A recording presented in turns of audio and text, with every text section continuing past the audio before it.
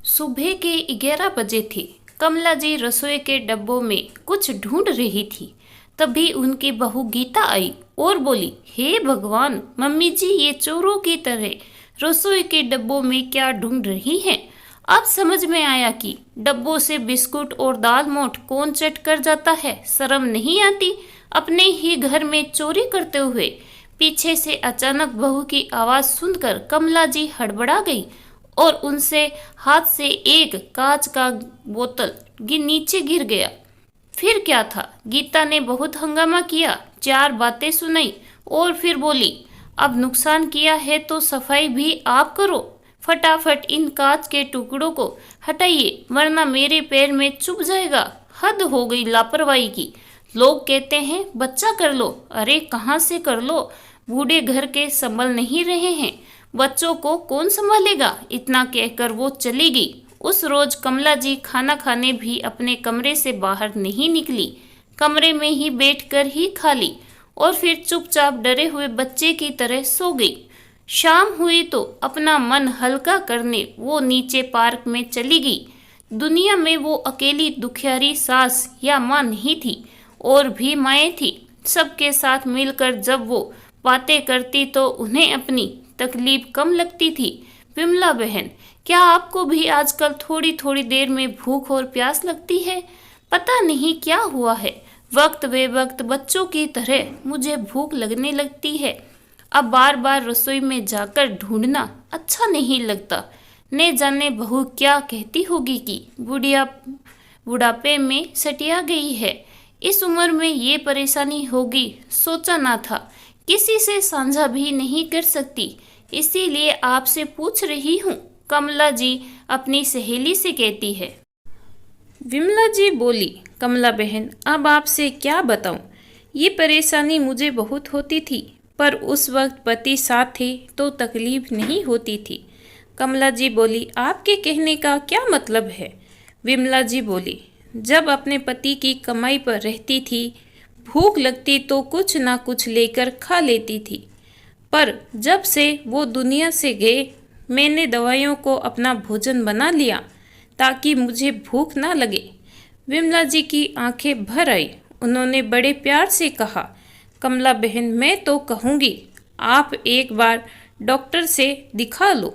जिसको कोई प्रॉब्लम होती है उसे ही बार बार भूख लगती है, और इसमें क्या बुरा है। ईश्वर ने ऐसे दिन दिखाए हैं तो हमें कितना संकोच करेंगे। अगर भूख लगती है तो कुछ लेकर या मांग कर खा लो। कमला जी बोली, परिस्थिति आप समझ नहीं रही हैं। विमला जी बोली, फिर बहू अगर आपकी भावनाओं को समझे तो उसे कहो आपके कमरे में ही कुछ रख दिया करेगी, तो उसे भी परेशानी नहीं होगी। ये उम्र ऐसी ही है जिसमें ईश्वर हर किसी को बच्चा बना देता है। अब मैं आपको सलाह ही दे सकती हूँ क्योंकि मैं खुद भुगत भोगी हूँ। बस ईश्वर से प्रार्थना कीजिए कि जो बचे दिन हैं वो कट जाए। कमला जी बोली, सही कहा आपने, अब याद आया मुझे, इसीलिए मेरे उनको भी अक्सर भूख लगा करती थी। मैं भी कैसी बुद्धि थी कि मैं उनको कहती थी आप ठीक से खाना नहीं खाते, जिसके कारण आपको बार बार भूख लग जाती है। बहू से तो कुछ कह नहीं सकती, और अभी तो अजय बेटा नहीं है, आते ही कहूँगी एक बार डॉक्टर को दिखा दे। चलिए चलती हूँ, बहुत देर हो गई है, अब तो फिर भूख लगने लगी है। इतना कहकर दोनों हंसने लगी और अपने अपने घर चली गई। कमला जी घर पहुंची और हाथ पैर धोकर संध्या की आरती करने चली गई।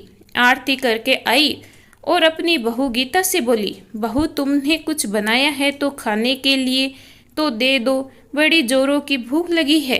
गीता बोली, मम्मी जी आप भी हद करती हो, आपको अजीब नहीं लगता कि आपको इतनी जल्दी भूख लग जाती है? अभी 7:30 हुआ है, अगर अभी खाएंगी तो खाना कैसे खाएंगी? ऐसा कीजिए अब आप खाना ही खा लीजिए, सब्जी तो बन ही गई है और दिन वाली रोटियां बची हुई है, आप कहें तो दे दूं।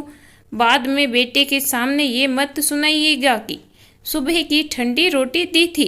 कमला जी बोली, बहू अगर मैं अभी खा लूँगी कि रात होते होते मुझे फिर से भूख लग जाएगी तो फिर बोलोगी, कल भी तुमने मुझे बहुत सवेरे खाना खिला दिया था, रात भर मैं भूख से झटपटा रही थी, तुम परेशान ना हो इसीलिए बोली नहीं। गीता बोली, मम्मी जी आप भी हद करती हैं, खाना नहीं दूंगी तो बेटे को सुनाएंगी कि बहू खाना नहीं देती, और जब खाना समय पर देती हूँ तो उस पर भी नखरे करती है। ये रहा खाना, खाना है तो खाइए, मैं कुछ और ही बनाऊंगी। और हाँ, कल तो हमने भी आपके साथ ही खाना खाया था, हमें तो भूख नहीं लगी। कमला जी बोली, बहू तुम अपनी उम्र देखो और मेरी देखो, कितना फर्क है। इतनी सी बात तुम क्यों नहीं समझती या समझना नहीं चाहती? क्या मेरी जगह तुम्हारी माँ होती तो उनकी रोटी का भी हिसाब रखती? क्या अपनी माँ को भी तुम भूखा रखती? गीता गुस्से से बोली, मम्मी जी मेरी माँ से अपनी तुलना मत कीजिए, आप तो हर बात का गलत मतलब निकाल लेती है, और जहाँ तक मेरी माँ की बात है वो समय पर खाती है, आपकी तरह दिन भर रसोई में कुछ ढूंढती नहीं रहती, चुपचाप बैठिए खाइए। कमला जी बोली, बहू भूख तो मुझे भी समय पर ही लगती थी, पर ये परेशानी मुझे पिछले 2 महीनों से हो रही है। मैं कभी तुमसे या अजय से नहीं कहती थी, पर ये परेशानी बढ़ती जा रही है। मुझे खुद बुरा लगता है कि मेरी हालत बच्चों जैसी हो गई है। अब तुम लोग नहीं समझोगे तो कौन समझेगा? गीता बोली, ठीक है, अब रोनी सूरत मत बनाइए, मैं आपका खाना लगा देती हूँ। समझ में नहीं आता इस घर का क्या होगा, कमाने वाला एक और खाने वाले इतने। अरे मेरा तो थोड़े में चल जाता है, पर आपका तो पेट ही नहीं भरता। इतना कहकर गीता रसोई में चली गई। कमला जी खाना खाकर बेटे का इंतजार कर रही थी, पर उसके आने में देर हो गई तो वो सो गई। जब अजय आया तो गीता ने सारी बात बताई। अजय बोला, तुम तो जानती ही हो माँ की आदत, को कुछ परेशानी हुई नहीं कि तुरंत अपनी बेटी को फ़ोन करेगी और वो वहाँ से मुझे लेक्चर देगी, जो कि मुझे बिल्कुल पसंद नहीं है। अब इस परेशानी को तुम ही हल निकालो, मैं आखिर क्या क्या करूँगा। इतना कहकर वो कपड़े बदलने चला गया। अगले दिन सुबह कमला जी अकेली चाय पी रही थी। अजय आकर बोला, माँ आपकी तबीयत खराब है क्या? गीता बोल रही थी, आपको कुछ परेशानी हो रही है। कमला जी बोली, अरे नहीं बेटा, ऐसी कोई परेशानी नहीं है, बस रात में अगर जल्दी खा लेती हूँ तो फिर बीच रात में भूख लग जाती है। अजय बोला, तो मत खाओ, कौन ज़बरदस्ती खिलाता है? अब आपको खाने के लिए मांगती होगी तभी तो वो खाना देती होगी। माँ हर बार बहू की बातों को गलत मत समझा करो, और मैं अगर घर के मामलों को सुलझाता रहूँगा तो बाहर कैसे काम करूँगा? कमला जी ने छोटे बच्चे की तरह हाँ में सिर हिला दिया और बेटा भी खुश होकर चला गया। 9 बजते बजते अजय दफ्तर के लिए चला गया। काम वाली घर का काम कर रही थी और गीता अपना फ़ोन लेकर अपने कमरे में चली गई। थोड़ी देर बाद कमला जी की बेटी नीला का फ़ोन आया। माँ कैसी हो? नाश्ता पानी हो गया? अजय तो दफ्तर चला गया होगा, और आपकी बहू क्या कर रही है? मैं अगर फ़ोन नहीं करती हूँ तो आप मुझे याद भी नहीं करती। बेटी के इतना पूछते ही कमला जी बच्चों की तरह फूट फूट कर रोने लगी। इधर नीला घबरा गई और बोली, माँ क्या हुआ? आप रो क्यों रही हो? बताओ तो सही, क्या बात है? कमला जी ने अपने आंसू पोंछे, खुद को संभाली और बोली, नहीं बेटा कोई बात नहीं है, बस इतने दिनों बाद तुम्हें से बात हो रही है तो दिल भर आया। नीला बोली, माँ आप मुझसे बात कब से छुपाने लगी? क्या बात है? मानती हूँ आप मेरी माँ हो, तो हमारा रिश्ता मन और आत्मा से जुड़ा है। जैसे बचपन में आप मेरी आंसुओं का कारण समझ जाती थी, वैसे ही मैं आपकी सिसकियों का भी पहचानती हूँ। बताइए अब बात क्या है? कमला जी बोली, पता नहीं बेटा क्या कारण है, पर मुझे हर वक्त भूख लगती रहती है। अब बार बार बहू को खाने के लिए बोलने में मुझे अच्छा नहीं लगता, और सवेरे खाना खा लेती हूँ तो रात में भूख से झटपटाती हूँ। नीला बोली, बस इतनी सी बात, मैं इसका भी उपाय कर देती हूँ। मैं यहीं से आपके लिए सूखा नाश्ता भिजवा देती हूँ, उसे आप अपने कमरे में रख लेना और जब भूख लगे तो खा लीजिएगा। मुझे लगता है आपको डॉक्टर से दिखाना चाहिए और सभी आपको टेस्ट करवाने चाहिए। मैं अजय से कह देती हूँ, वो घर पर बुलवा लेगा और आपका शुगर का टेस्ट भी हो जाएगा। चिंता क्यों करती है, सब ठीक हो जाएगा। बेटी ने माँ को एक माँ बनकर समझा और समझाया। कमला जी बोली, नहीं बेटा, उसे कुछ मत कहो, वो ऐसे ही दफ्तर के काम से परेशान रहता है, बेकार में बात बढ़ जाएगी, फिर घर में कलह होगा। मुझे वो नहीं चाहिए। पता नहीं भगवान मुझे क्यों ऐसे रखते हैं, लेकर क्यों नहीं जाते। नीला बोली, माँ, अगर बीमारी का वक्त पर पता नहीं चला और इलाज नहीं हुआ तो परेशानी और बढ़ सकती है, और ये तो किसी के साथ भी हो सकता है। आप चिंता मत कीजिए, मैं अजय से बात कर लूँगी। मुझे ऐसा क्यों लगता है कि आप अजय और उसकी पत्नी से अपनी बात को डरते नहीं चलती। अगर ऐसी बात है तो मुझसे पहले बताइए। 2 दिन बाद खाने पीने की बहुत सारी चीज़ें आई, जिसे देखकर गीता बोली, मम्मी जी, हम क्या आपको खाने पीने में कमी रखते हैं? जो आपने दीदी को बताया और उन्होंने भी वहाँ से भिजवा दिया। कमला जी बोली, बहू, अगर तुम समझती होती तो ये उपाय तुम पहले कर देती, और मैंने ये सब उसे भेजने के लिए नहीं कहा था। वो मेरी बेटी है, उसने अपनी माँ की तकलीफ को समझा। ये सब सामान मेरे कमरे में रखवा दो। इतना कहकर कमला जी चली गई। लंच टाइम पर नीला ने अजय को फ़ोन किया और माँ की परेशानी समझाई। अजय ने कहा, दीदी, मैंने कोई डिस्पेंसरी नहीं खोल रखी है, और अगर माँ की परेशानी आपको परेशान करती है तो आप कुछ दिन आकर यहाँ उन्हें संभाल लीजिए या फिर अपने घर ले जाइए। नीला बोली, भाई, किस तरह से बात कर रहे हो? एक उम्र के बाद ये आम परेशानी हो गई है, और माँ की उम्र देखो, वो बूढ़ी हो गई है। आज तक माँ अपना ख्याल खुद रखती थी, हमने नहीं रखा। वैसे वो अपनी परेशानी किसी से बांटती नहीं है।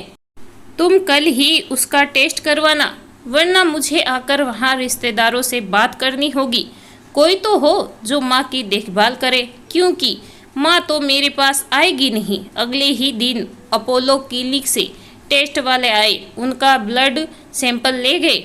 अगले दिन रिपोर्ट आ गई कि सच में कमला जी को शुगर की प्रॉब्लम निकली, जिसे वह बार बार उन्हें भूख लगती और वो बाथरूम जाती। 2 दिन बाद नीला मायके आई। अजय गीता से बोला, अब बात को बड़ी ही सावधानी से संभालना होगा।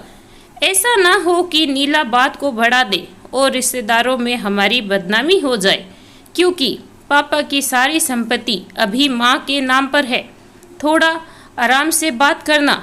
अजय माँ के पास आया और बोला, माँ, मुझे माफ़ कर दीजिए, हम आपकी परेशानी समझ नहीं पाए। जब भी कोई परेशानी हो खुलकर हमें समझाया कीजिए। मानता हूँ बेटी माँ के दर्द को पहले महसूस कर लेती है, पर मुझे भी तो सिखाइए माँ, मैं भी तो आपका बेटा हूँ। गीता आई और बोली, इसमें आपका दोष नहीं, दोषी तो मैं हूँ जो मम्मी जी की परेशानी समझ नहीं पाई। मम्मी जी, पुरानी बातों को भूल जाइए। हो सके तो तुम मेरे साथ अपने बेटे को भी माफ़ कर दीजिए। कमला जी उदास होकर बोली, जब बेटे ने माँ की तकलीफ नहीं समझी तो बहू से क्या शिकायत करूँ? पर एक बात कहूँ बहू, कल तुम दोनों का भी ऐसा समय आएगा।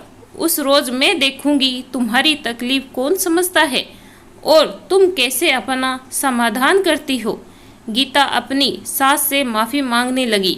कमला जी बोली, बहू, बहुत देर हो चुकी है, माफ़ी मांगने का समय निकल चुका है। हाँ, ये बात तुमने सही कही, जितनी दोषी तुम हो उतना ही दोषी मेरा बेटा भी है। अरे, जब वो बोल नहीं पाता था तब मैं उसकी भूख प्यास समझ जाती थी। पर यहाँ मेरा जवान बेटा अपनी भूखी माँ की भूख प्यास नहीं समझ पाया। क्या फ़ायदा ऐसे बच्चों से। मैं अब तुम लोगों के साथ नहीं रहना चाहती।